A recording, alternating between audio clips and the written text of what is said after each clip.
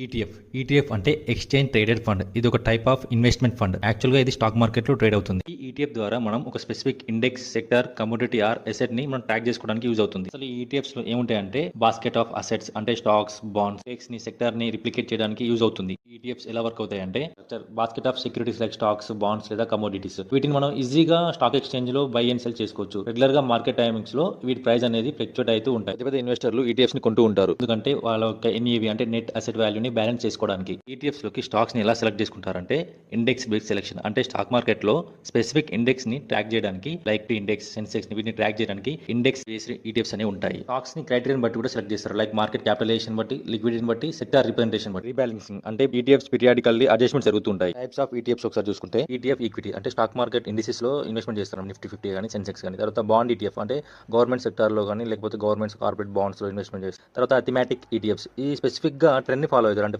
For suppose green energy, EV revolution ఇలాంటి దాంట్లో investments అనేది చేస్తుంటారు. తర్వాత ఇంటర్నేషనల్ ఈటీఎఫ్స్ అంటే గ్లోబల్ ఇండిసెస్ లో ఇన్వెస్ట్మెంట్ చేస్తారు. లైక్ నాస్డాక్ కానీ, S&P 500 కానీ గ్లోబల్ ఇండిసెస్ లో ఇన్వెస్ట్మెంట్స్ అనేది చేస్తుంటారు. అడ్వాంటేజ్ ఆఫ్ ఈటీఎఫ్స్ చూసుకుంటే డైవర్సిఫికేషన్ అంటే ఫండ్స్ అనేవి మల్టిపుల్ స్టాక్స్ లో ఇన్వెస్ట్మెంట్స్ అనేది చేస్తారు. తర్వాత కాస్ట్ ఎఫిషియన్సీ మనం మామూలుగా చూసుకుంటే ఈటీఎఫ్స్ ప్రైస్ అనేది చాలా లోవర్ ప్రైస్ లో దొరుకుతుంటాయి. తర్వాత లిక్విడిటీ యాక్చువల్ గా మార్కెట్ అవర్స్ లో ఈజీగా మనం వీటిని బై అండ్ సెల్ చేసుకోవచ్చు. ఇది లిక్విడిటీ అనేది చాలా హెవీగా ఉంటుంది. ఇందులో ట్రాన్స్పరెన్సీ అంటే ఈటీఎఫ్స్ లో మనకి ఇన్వెస్ట్మెంట్స్ అనేది చాలా ఈజీగా అర్థమవుతాయి. ఎక్కడెక్కడ ఇన్వెస్ట్మెంట్ చేశారు. మార్కెట్ రిస్క్ వచ్చి మాట్లాడుకుంటే ఒకసారి ఈటీఎఫ్స్ అనేది మామూలు మార్కెట్ కండిషన్ బట్టి ఇవి మూవ్ అవుతుంటాయి. స్టాక్ ప్రైస్ బట్టి. ఈటీఎఫ్స్ లో ఎందుకు ఇన్వెస్ట్మెంట్ చేయాలంటే యాక్సెసిబిలిటీ. ఈటీఎఫ్స్ లో చిన్న ఇన్వెస్టర్స్ కూడా ఇన్వెస్ట్మెంట్ స్టార్ట్ చేసుకోవచ్చు. అంటే తర్వాత ఈటీఎఫ్స్ అనేవి కాస్ట్ ఎఫిషియన్సీ అనమాట. చాలా తక్కువ రేట్ లో మనకి దొరుకుతాయి. మూవ్మెంట్ కూడా చాలా స్లోగా ఉంటుంది. అంత ఈజీగా ఈటీఎఫ్స్ అనేది జీరో అవ్వవు. చలో ఏదేమైనా మార్కెట్ రిస్క్ బట్టే ఉంటుంది. ఫ్రెండ్స్, మా ఎఫర్ట్స్ కనుక మీకు నచ్చితే please like, share, subscribe to our channel.